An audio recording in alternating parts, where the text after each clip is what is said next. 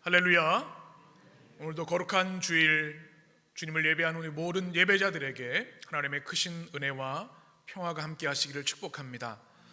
4월 마지막 주일이 되었습니다. 계절은 점점 푸르러지고 아름다워집니다.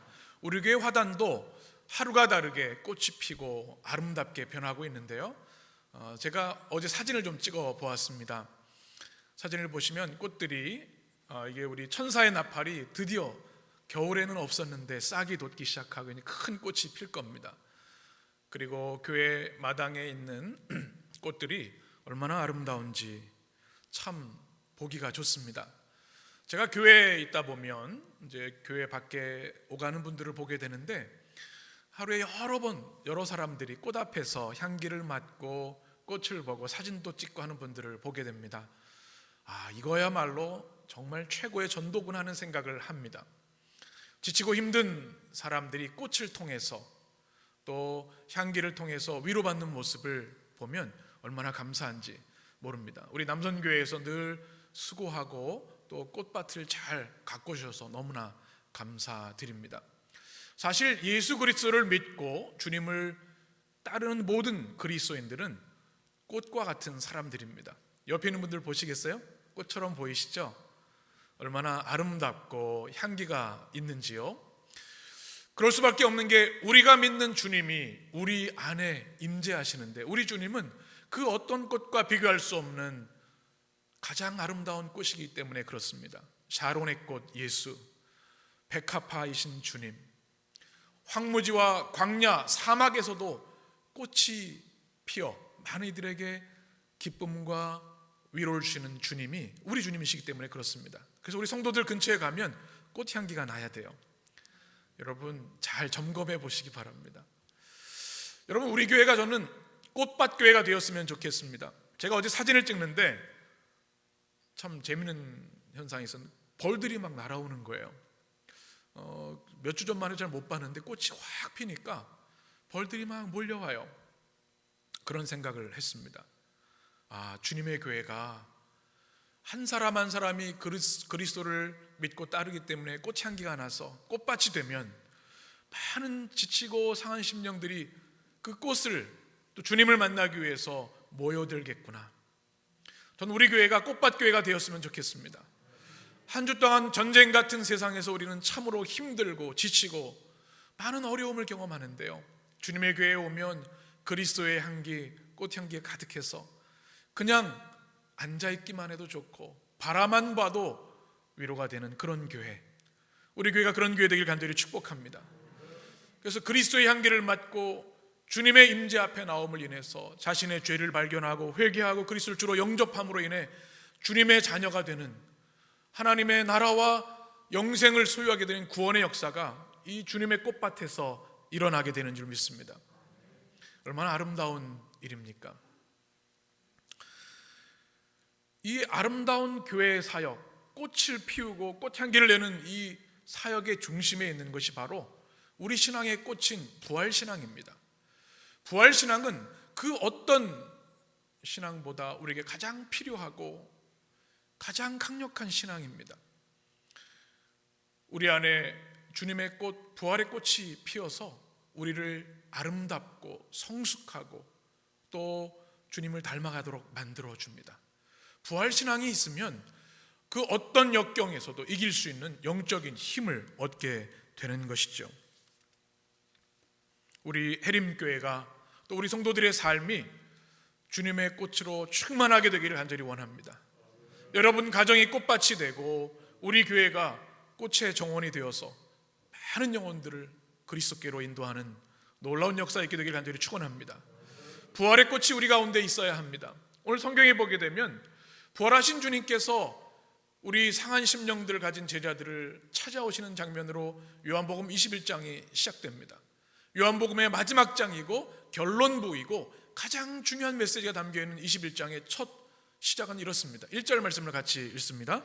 그 후에 예수께서 디베랴 호수에서 또 제자들에게 자기를 나타내셨으니 나타내신 일은 이러하니라. 아멘. 14절을 한 번 더 보겠습니다. 이것은 예수께서 죽은 자 가운데서 나타나신 것이라. 아멘. 주님께서 제자들을 또 찾아오셨습니다. 우리가 지금 부활절기를 통해 4주째 부활의 증인들이라는 제목으로 주제로 말씀을 나누고 있는데, 부활하신 날 새벽에 막달라 마리아를 비롯한 여인들이 부활의 주님을 만났죠. 그 저녁에 마가다락방에 숨어있는 두려워하는 제자들 주님 만나주셨습니다. 그런데 그것으로 그치지 않으시고 여드레가 지나서 주님을 만나주셨고, 또 이렇게 부활의 주님이 제자들을 만나주시고 계신다는 사실입니다. 왜 한 번이면 될 것 같은데, 두 번 정도면 될 것 같은데, 왜 끊임없이 주님께서 제자들을 찾아오시고 만나주실까요? 분명한 이유가 있습니다. 주님께서 제자들을 사랑하시기 때문에 그렇습니다. 우리 주님의 사랑은 끝이 없으십니다. 한 번 사랑으로 끝나는 것이 아니라 사람들이 다 포기한다 할지라도 우리 주님의 사랑은 우리를 포기하지 않으시고 끊임없이 우리를 찾아오셔서 만나주시고 우리를 품어주십니다. 여러분, 그 사랑이 여러분에게 경험되어지고 확신이 되셨으면 좋겠습니다. 오늘 1절에 보면 또 제자들에게 자기를 나타내셨으니 라고 말씀합니다. 저는 이 말씀을 묵상하면서 우리 부모님들 생각이 났습니다. 이제 다음 달이면 가정의 달 5월이고 또 어버이날이 있는데요, 제가 늘 고백할 수밖에 없는 게, 자녀들이 아무리 효도해도 부모님의 사랑을 따라갈 수가 없어요. 우리가 인식하지 못하는 순간에도 우리 부모님들은 우리를 바라보고 계셨고 우리를 안아주셨고 사랑의 눈길로 우리를 바라보아 주셨죠. 그 사랑 때문에 우리가 사실은 지금 살아있는 겁니다. 그런데 우리 주님의 사랑은 이것과 비교되지 않습니다. 주님은 우리를 사랑으로 창조하셨고 우리의 죽음의 운명과 죄의 비극을 끊으시기 위해 인간의 몸을 입고 이 땅에 오셔서 십자가 고난을 당하시고 십자가에 죽으시고 우리의 모든 죄를 대속해 주셨습니다. 그리고 이제 부활하셔서 그 사랑으로 우리와 함께 하시고 끊임없이 우리를 찾아와 주십니다. 이제 부활하신 주님은 시간과 공간과 역사를 초월하셔서 우리 가운데 임재하시고 우리를 만나 주시는 것이죠. 그리고 주님은 우리에게 영생과 구원의 은혜를 주셨습니다. 우리가 살아가다 보면 우리 인생은 참으로 힘들고 어렵고 답답할 때가 참 많이 있습니다. 때로는 우리 마음이 무너집니다. 다 잘 되는 것 같은데 어느 순간 아무 의미 없는 것처럼 느껴질 때가 얼마나 많은지요. 질병도 마음의 상처도 있고요, 가장 사랑하고 믿었던 사람들이 우리에게 깊은 상처를 주기도 합니다. 그러나 그 순간 우리가 기억할 것이 있습니다. 살아계신 주님, 부활의 주님이 우리를 찾아오신다는 사실입니다. 우리를 찾아오셔서 붙들어 주시고 우리를 사랑으로 끌어안아 주십니다. 로마서 8장의 말씀, 우리가 너무 사랑하는 말씀이죠. 같이 읽습니다. 내가 확신하노니 사망이나 생명이나 천사들이나 권세자들이나 현재의 일이나 장래의 일이나 능력이나 피조물이라도 우리를 우리 주 예수 그리스도 안에 있는 하나님의 사랑에서 끊을 수 없으리라. 아멘. 여러분, 이 말씀이 여러분에게 확신과 아멘이 되시길 축원합니다. 죽음도 주님의 사랑에서, 아니 그 무엇도 우리를 끊을 수 없습니다. 그래서 주님은 우리 제자들을, 아직도 낙심하고 있는 제자들을 찾아와 주신 거죠.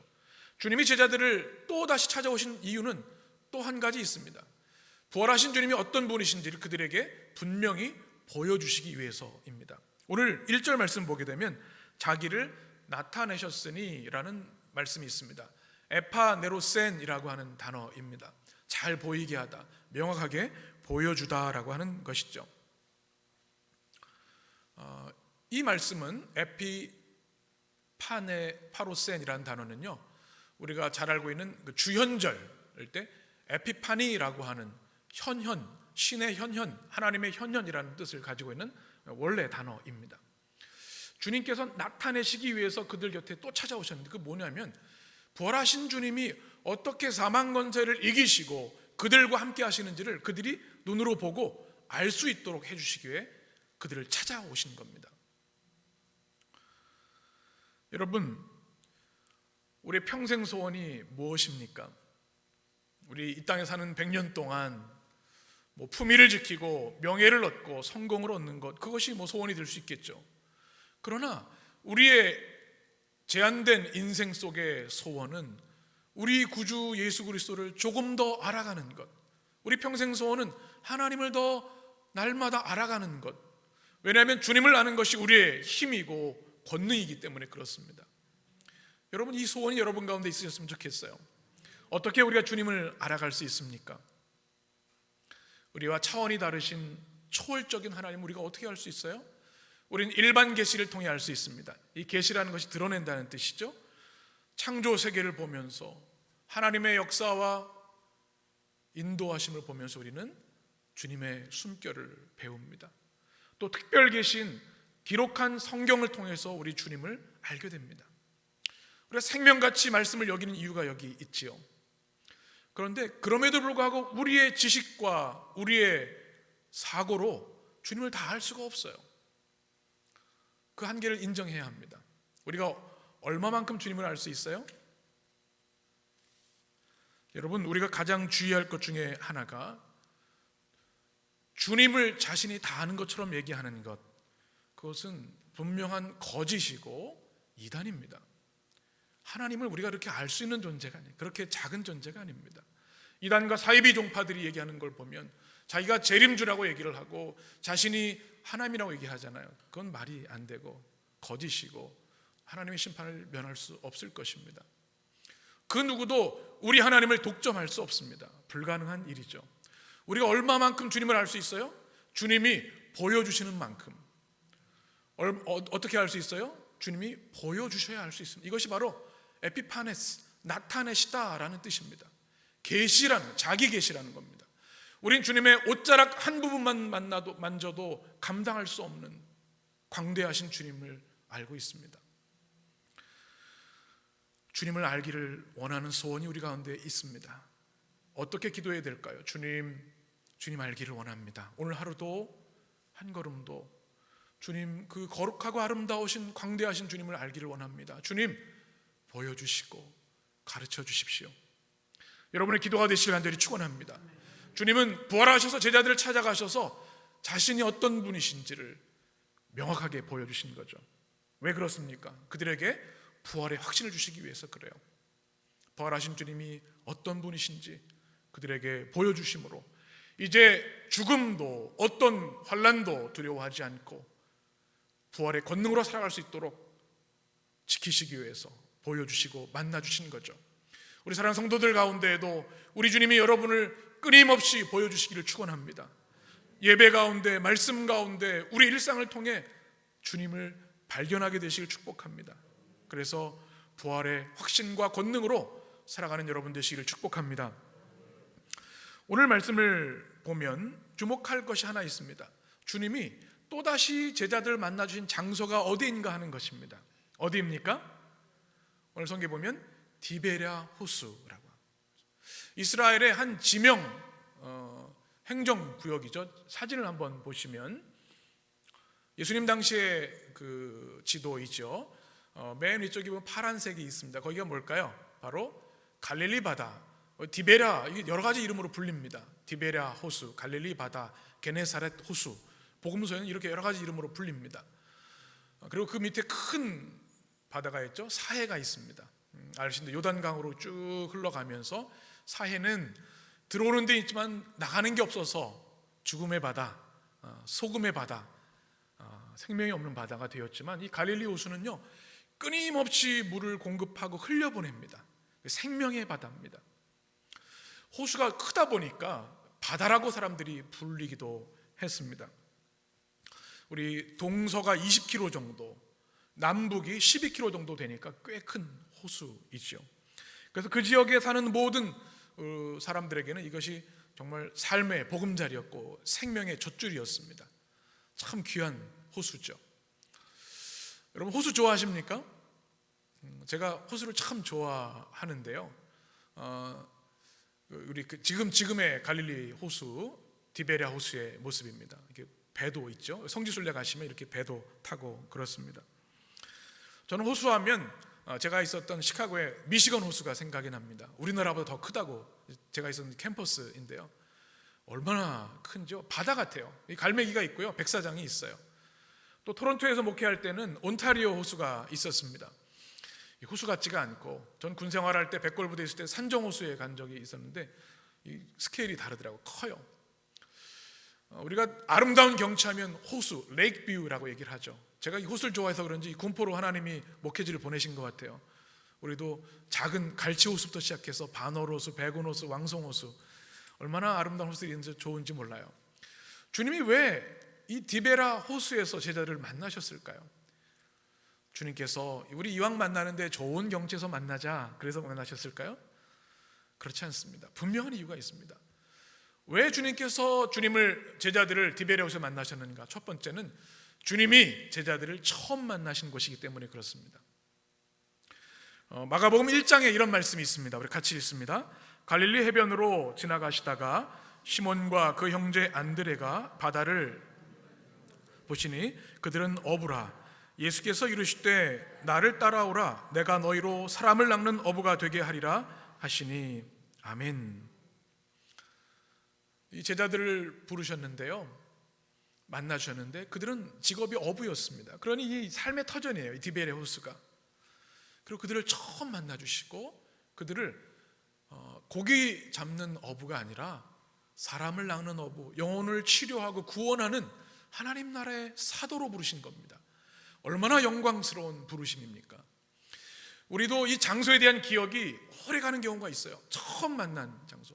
저는 우리 해림교회 처음 만났던 것이 벌어진 지 거의 5년이 넘었는데, 제가 처음에 교회를 잘 못 찾아가지고 처음 약속을 하고는 군포역에서 내려가지고 한참 약속하신 우리 김 회장님하고 막 엇갈렸던 기억이 있어요. 또 첫 주일 예배를 지금도 기억합니다. 우리 처음 장소를 기억하는데 주님께서 그 많은 갈릴리의 다른 곳 중에서도 디베랴 호수를 택하셨어요. 제자들이 부활하신 주를 만났을 때 그 옛 생각들이 다 떠올랐을 겁니다. 아, 그렇지, 주님이 이곳에서 나를 만나 주셨었지. 그냥 물고기 잡고 생업에 만족하며 살던 우리에게 영광스러운 주님 나라에 살아갈 수 있도록 사람을 낚는 어부로 부르신 것이 바로 이곳이지. 주님이 다시금 깨우쳐 주시기 위해서, 그 사랑과 추억과 사명을 깨우쳐 주시기 위해서 주님께서 디베랴 호수에서 그들을 만나 주신 겁니다. 저는 우리 교회를 위해 기도하면서 우리 교회가 디베랴 호수 같은 교회가 되면 좋겠다, 그런 생각을 합니다. 왜 그래요? 또다시 주님을 만나는 곳, 또다시 우리 식어진 사랑이 뜨거워지는 곳, 우리가 삶의 목적을 잃고 헤매일 때 다시금 주님 주시는 그 뜨거운 가슴 벅찬 사명을 만나는 곳, 그것이 디베랴 호수이고 바로 주님의 교회가 되어야 하기 때문에 그렇습니다. 우리가 살다 보면 상황과 환경 때문에, 때로는 우리의 믿음의 연약함 때문에 믿음이 식어질 때가 있어요. 주님을 향한 그 뜨거운 사랑이 다 식어버릴 때가 있어요. 어떻게 해야 됩니까? 끊임없이 우리를 만나주시는 디베랴 호수로 나와야 합니다. 마태복음 24장 12절에서 이렇게 말씀합니다. 불법이 성함으로 많은 사람의 사랑이 식어지리라. 주님이 말씀하신 말씀이죠. 그러나 끝까지 주님을 사랑하고 견디는 자는 구원을 얻으리라. 요한계시록 2장에서도 이렇게 말씀합니다. 같이 읽습니다. 그러나 너를 책망할 것이 있나니 너의 처음 사랑을 버렸느니라. 무엇을 버렸어요? 처음 사랑을 버렸다. 주님이 가장 안타까워하시는 겁니다. 그래서 회개하고 다시 내게로 나아오라고, 네가 회개하고 돌아오지 않으면 촛대를 옮기겠다고 주님이 요한계시록에서 말씀하고 계시죠. 오늘 디베랴 호수에서 주님을 만나는 제자들, 또 그들에게 주시는 주님의 은혜를 생각하면서 우리 자신을 점검해 봅니다. 나는 지금 주님을 만나는 디베랴 호수에서 얼마나 가까이 있는가? 주님을 다시 만나는 곳, 주님의 사랑을 다시 경험하는 곳, 주님 주신 사명을 다시 발견하는 곳, 여러분의 디베랴 호수를 회복하게 되시길 간절히 축원합니다. 부활절 이후에 제자들은 급히 이동했습니다. 예루살렘에서 어디로요? 갈릴리로 이동했습니다. 이유가 분명하죠? 왜 그렇습니까? 마태복음 28장 9절에서 이렇게 말씀하죠. 예수께서 그들을 만나 이르시되 평안하냐 하시거늘 여자들이 나아가 그 발을 붙잡고 경배하니 10절 같이 읽습니다. 이에 예수께서 이르시되 무서워하지 말라 가서 내 형제들에게 갈릴리로 가라 하라 거기서 나를 보리라 하시니라. 아멘. 부활하신 주님이 막달라 마리아와 여인들에게 제자들에게 메시지를 전해라. 그 내용이 뭐냐면 갈릴리로 가라. 내가 거기서 너희를 보리라. 주님의 말씀에 순종해서 제자들이 지금 갈릴리 디베랴 호수에 나온 겁니다. 주님을 만나기 위해서, 주님을 기다려야 하는 그 장소죠. 그런데 오늘 성경에 보면 제자들이 뜻밖의 행동을 합니다. 무엇을 하죠? 오늘 말씀 3절 말씀입니다. 시몬 베드로가 나는 무엇 잡으러 가노라? 그들이 우리도 함께 가겠다 하고 나가서 배에 올랐으나 그날 밤에 아무것도 잡지 못하였더라. 여러분, 이건 참 충격적인 일이죠.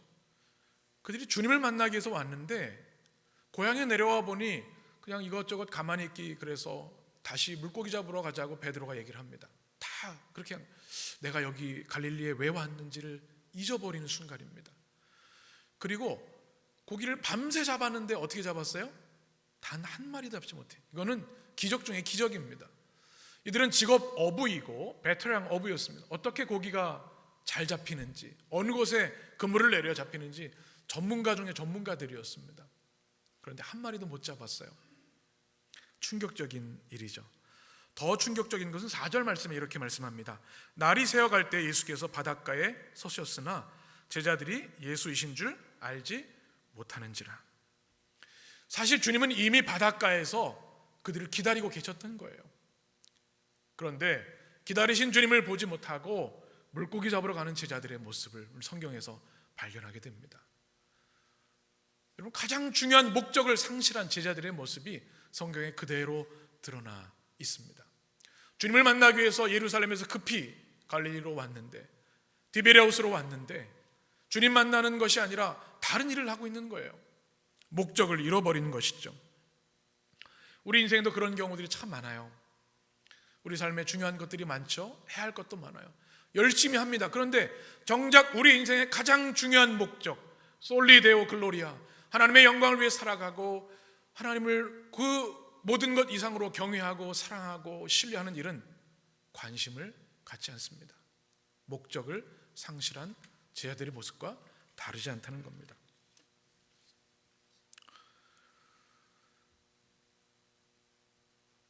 오늘 말씀이 우리의 믿음의 현주소를 비추고 도전합니다.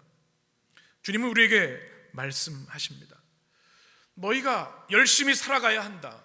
목표를 세우고 또 최선을 다해서 성과를 이루고 너희들이 원하는 행복을 추구하며 살아라. 주님의 뜻이고 주님이 원하시는 겁니다. 주님은 복 주시는 하나님이시기 때문에. 그런데 그것을 열심히 하더라도 모든 것 위에 있는 최고의 목적, 가장 중요한 목적, 내가 너희를 지은 목적을 잊어서는 안 된다. 주님 우리에게 말씀하고 계시죠. 우리를 위해서 열심히 일하고 노력하지만 주님을 위해서는 아무것도 하지 않고 잊어버리고 있는 것은 아닌가. 제자들의 모습을 통해서 우리의 모습을 발견해야 한다는 것입니다. 주님 오늘 말씀 중에 우리에게 말씀하세요. 인생의 목적을 결코 잊지 말아라. 너희들이 이 땅에 와서 100년 동안 살고 내 품으로 올 것인데 이 땅에 보낸 이유가 무엇인지 궁극적인 목적, 하나님의 영광을 위한 삶, 이 땅에 하나님의 나라를 실현하는 삶을 잊지 말아라. 이 말씀을 여러분 기억하시기를 축복합니다. 또 주님께서 말씀하세요. 매일 매순간 너희 시각이 흐트러지지 않도록 나에게 집중해라.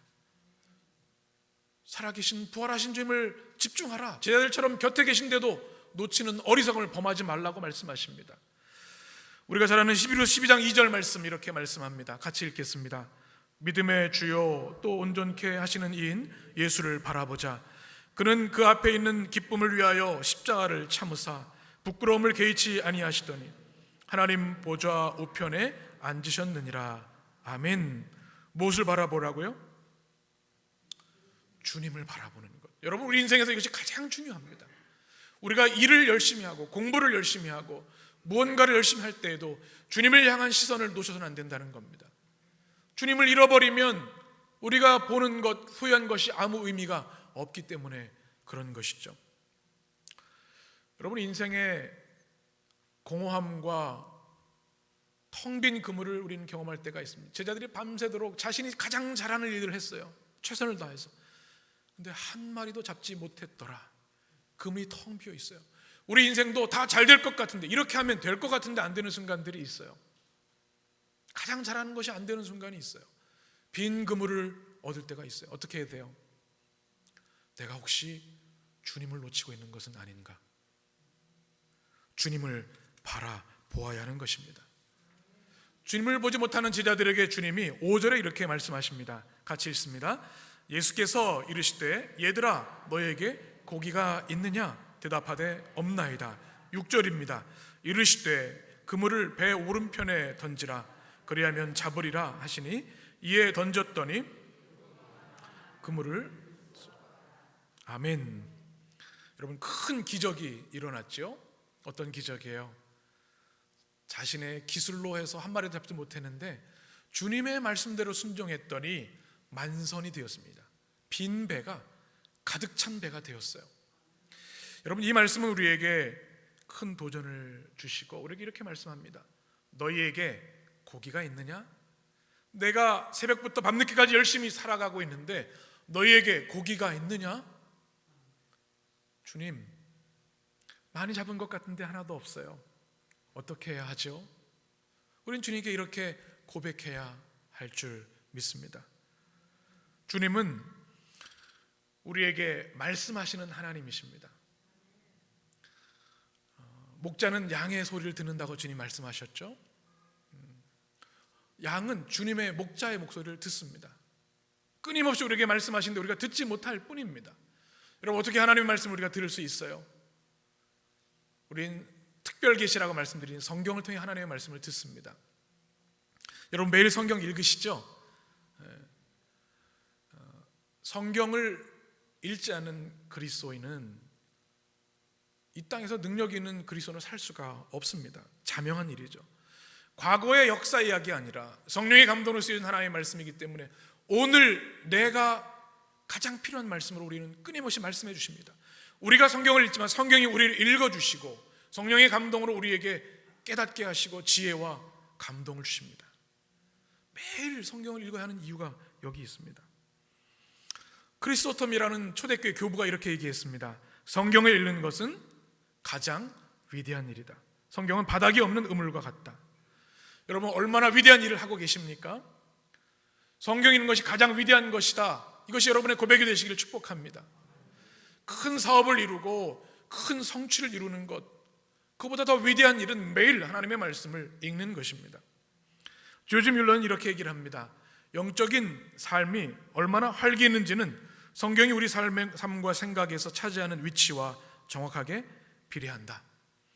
나는 성경을 100번 통독했고 매번 기쁨이 더 커졌다. 성경을 계속해서 부지런히 매일 읽을 때 받는 축복은 말할 수 없이 컸다. 여러분, 이 고백이 여러분의 고백이 되셨으면 좋겠어요. 성경을 읽는 것은 그리스도인들에게 선택이 아니라 필수입니다. 의무입니다. 그런데 동시에 가장 큰 특권이고 축복인 것이죠. 유진 피터슨 목사님은 이 책을 먹으라라는 책을 쓰셨는데요. 우리가 하루 3끼 식사 안 하면 어떻게 해야 돼요? 하루 종일 힘이 없잖아요. 우리 영혼도 마찬가지예요. 성경을 그날 읽지 않으면 우리 영혼이 힘들어지고 기력이 없고 영적인 능력을 다 상실해버리는 겁니다.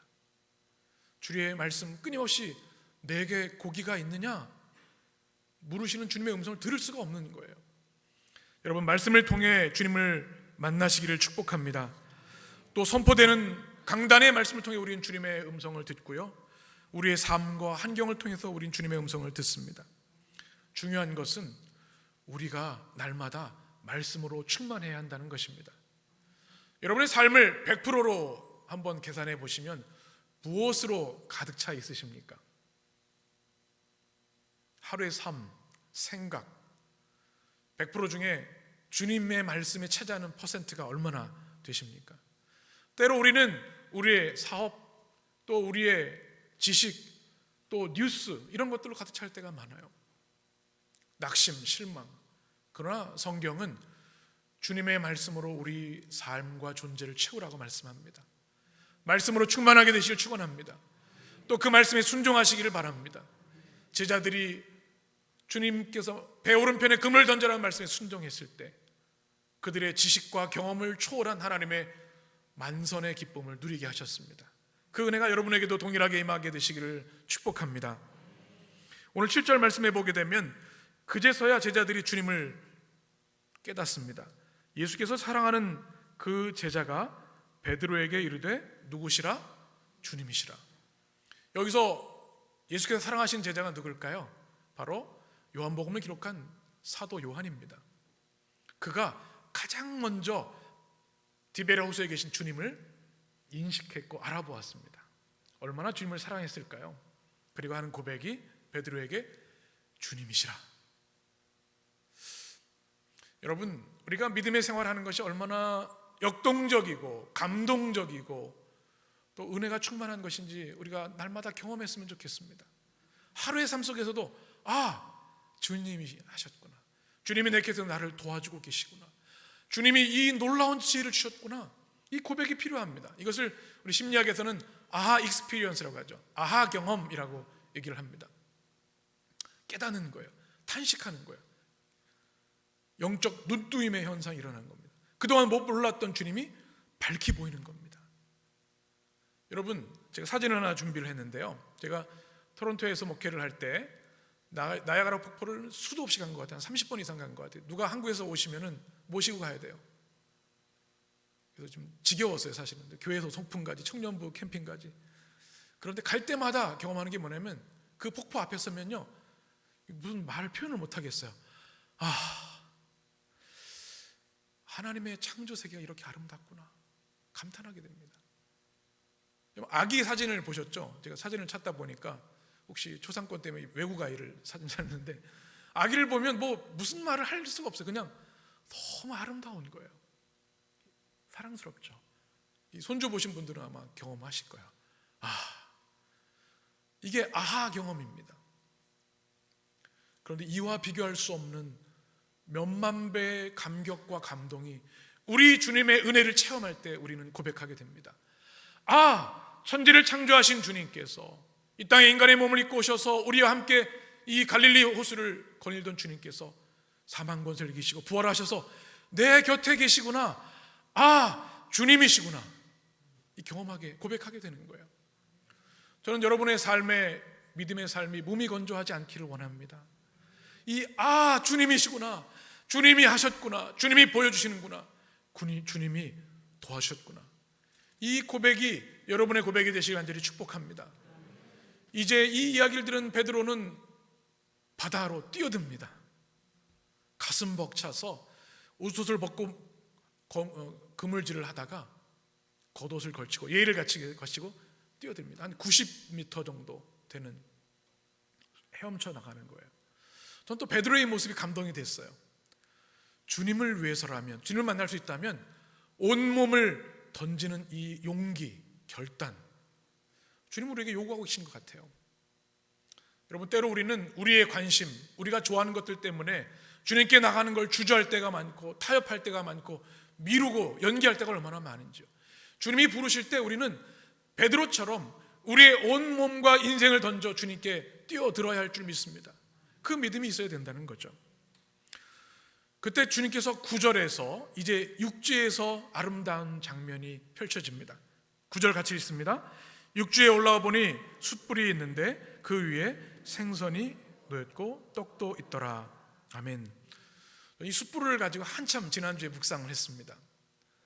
주님께서 왜 숯불을 피워놓으셨을까요?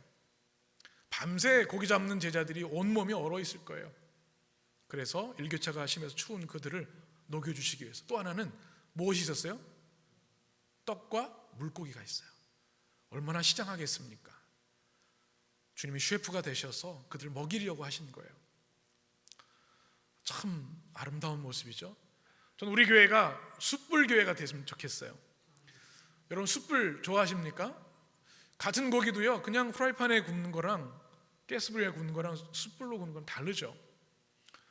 제가 시카고에서 목회를 할 때 1년에 한 번 야외 예배를 했는데요. 한 번은 제가 있었던 시카고 에반스톤이라고 하는 노스웨스턴 대학교 캠퍼스에서 우리 야외 예배를 했어요.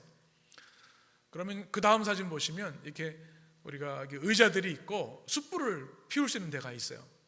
가장 먼저 도착해서 하는 게 뭐냐면, 그 다음 사진 보여주시면 이게 숯불을 피우는 겁니다. 그 다음 보여주시면 배고프실 것 같아요. 고기도 굽고 소세지도 굽고 아이들은 뭐 마시멜로도 굽고 구울 수 있는 건 다 구워요. 그럼 야외 예배를 드리고 풍성한 식탁을 나누면 얼마나 행복했는지 몰라요. 제가 또 캐나다에서 목회를 할 때는요, 신방을 하죠. 우리 성도님들 신방을 하면, 캐나다는 이 신방 문화가 좀 달라요.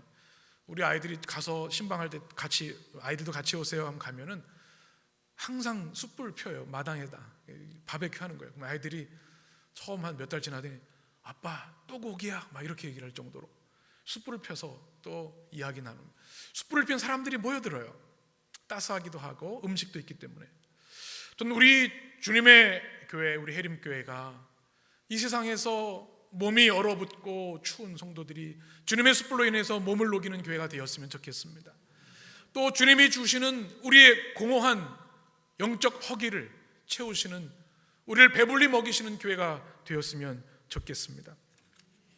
그 은혜가 주님 안에 있고 교회 안에 있는 거죠. 근데 10절 말씀 보게 되면 재미있는 말씀이 하나 있습니다. 예수께서 이르시되 지금 잡은 생선을 좀 가져오라 하시니. 주님은 전능하신 주님이시기에 오병이어로 수천 명을 먹이시는 주님이신데요, 제자들의 물고기가 필요 없으실 거예요. 그런데도 불구하고 오늘 잡은 생선 좀 가져와. 무슨 말씀일까요? 주님께서는 우리가 주님의 역사, 주님의 나라에 작은 것이라도 참여하기를 원하시는 겁니다. 그래서 그들이 주님 나라의 식탁, 부활의 식탁을 맛보게 하시는 거죠. 12절 13절 보게 되면 이렇게 말씀합니다. 우리 12절 같이 읽습니다. 예수께서 이르시되 와서 조반을 먹으라. 제자들이 주님이신 줄 아는 거로 당신이 누구냐 감히 묻는 자가 없더라. 아멘. 저는 이 말씀을 읽는데 어린 시절이 떠올랐습니다. 어린 시절에 얼마나 노는 게 좋은지, 밤이 찾아와도 마당에서 놀아요. 막 얼굴이 까매지면서. 주님이 어머니가 하시는 말씀이 있어요. 명관아 밥 먹어라. 그게 얼마나 행복한지요. 지금도 생각나는 것 같아요. 그러면 뭐 다 놓고 밥 먹으러 가는 거죠. 주님이 제자들에게 와서 아침밥 먹어라, 조반을 먹어라 말씀하세요. 저는 오늘 말씀을 준비하고 묵상하면서 이 말씀이 일주일 내내 메아리 쳐졌습니다. 얼마나 은혜가 됐는지요. 유진 피터슨 목사님은 부활 일상을 살다라고 하는 책에서 이 시대를 식탁 문화가 깨어진 시대라고 진단을 했습니다. 식탁 문화가 깨어졌다는 말씀이 무엇일까요? 우리 가족인데요, 하루에 한 끼 식사하는가 보면 그렇지 못할 때가 많아요. 너무 바빠요. 일주일에 한 번도 있을까? 식사를 해도 그냥 급하게 먹거나 또 요즘 혼밥하죠. 인격적인 대화, 사랑보다는 TV 앞에서 밥을 먹는 경우가 많아요. 식탁 문화가 깨어진 시대라 진단을 합니다. 우리 주님께서 여러분에게 이렇게 말씀하세요. 와서 조반을 먹어라. 너의 삶의 부활의 식탁을 회복해라. 여러분, 이 말씀이 여러분에게 들려지게 되길 원하고 그 부활의 식탁을 회복하시기를 바랍니다. 어떻게 할 수 있을까요?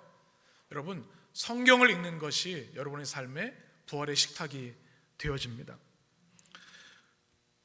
우리 교회 1년 3개월 정도 코로나 팬데믹 때문에 주일 식탁을 잃어버렸어요. 가슴이 아픕니다. 음식만 나누지 않고 우리 삶과 기도를 나누고 비전을 나누는 시간인데요, 빨리 회복됐으면 좋겠어요. 또 하나는 매주 첫 주일에 했던 성만찬, 주님의 성찬을 통해 우리는 영생과 하늘의 권능을 공급받는데요, 주의 성찬이 너무나 그립습니다. 여러분 기도해 주시기 바랍니다. 그런데 주님은 영적으로 궁핍한 이 허기진 시대에 대해서 향해서 부활의 식탁을 회복하라고 말씀하시면서 우리에게 깨우쳐 주시는 것이 있습니다. 말씀의 식탁, 또 성경을 통해 공급받는 은혜의 식탁이 있는데 우리가 매일 일상에 하는 식탁, 밥 먹는 자리, 그 자리가 부활의 식탁이 되게 하라는 주님의 음성입니다. 유진 피터슨 목사님의 책에 이런 기록이 있습니다. 그리스도인의 모든 식사는 부활하신 주님께서 주인으로 임재하시는 성만찬에 그 근거를 두며 우리는 이 성찬을 매일 먹고 마심으로 부활의 의미를 확장해 갑니다. 우리가 음식을 먹기 위해 식탁에 앉아 예수님의 이름을 부를 때마다 부활에 의한 영성 형성의 모든 요소들이 그대로 드러납니다. 우리 삶 가운데 가장 평범한 행위가 곧 가장 놀라운 축복과 변화의 장이 된다는 사실이 참으로 놀랍습니다. 여러분, 오늘 이 말씀이 여러분의 삶의 부활의 실천, 부활의 식탁이 되셨으면 좋겠습니다. 오늘 점심 이제 집에 가서 드실 때, 저녁 드실 때, 혼자 드시거나 아니면 가족들과 함께 식사하실 때, 주님, 이 식탁이 부활의 식탁임을 믿습니다. 이 식탁의 주인이 주님이신 줄 믿습니다. 와서 조반을 먹으라 제자들에게 말씀하셨던 그 주님의 식탁, 이곳이 치유와 회복과 생명과 부활의 식탁임을 믿습니다. 매일의 삶에서 이 부활의 식탁을 누리게 하여 주옵소서. 여러분의 고백과 간증이 되셨으면 좋겠습니다. 우리를 부활의 증인으로 부르셨습니다. 참 힘들고 어려운 시대를 살아가지만 디베랴하우스의 제자들처럼 주님은 또 찾아와서 우리를 만나 주십니다. 주님을 보여주십니다. 부활의 권능과 신비를 확신시켜 주십니다. 그리고 와서 조반을 먹으라, 우리를 천국의 식탁으로, 부활의 식탁으로 초대해 주십니다. 이 부활의 식탁을 통해서 이 어려운 시대를 부활의 권능으로 승리하는 여러분 되시길 간절히 축원합니다. 기도하겠습니다.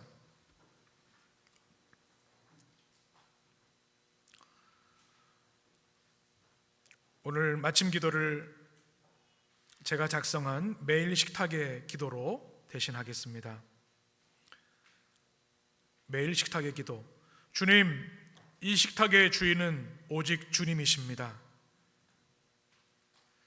이 식탁을 통해 우리에게 생명 주시는 주님, 우리 주님이십니다. 이 식탁에 주님이 함께 계심을 믿습니다. 함께 식탁을 나누는 우리 모든 사람들에게 주님 은혜를 베풀어 주옵소서. 이 식탁을 통해 주님이 허락하신 생명의 양식을 주님과 함께 먹습니다. 이 식탁이 거룩하고 아름답게 하여 주옵소서. 이 식탁이 주님의 식탁이요 부활의 식탁임을 믿습니다. 주님, 이 식탁을 통해 다시금 주님의 사랑과 생명, 주님이 주시는 세임과 은혜, 주님의 치유와 소명을 공급해 주시옵소서. 이 땅에 굶주림으로 고통하는 이들에게도 주님의 풍성한 식탁을 허락하여 주시옵소서. 날마다 마주하는 부활의 식탁을 통해서 매일의 일상에서 부활의 은혜와 권능으로 살게 하여 주옵소서. 우리의 생명과 식탁의 주인 되시는 우리 주님 예수 그리스도의 이름으로 기도합니다. 아멘.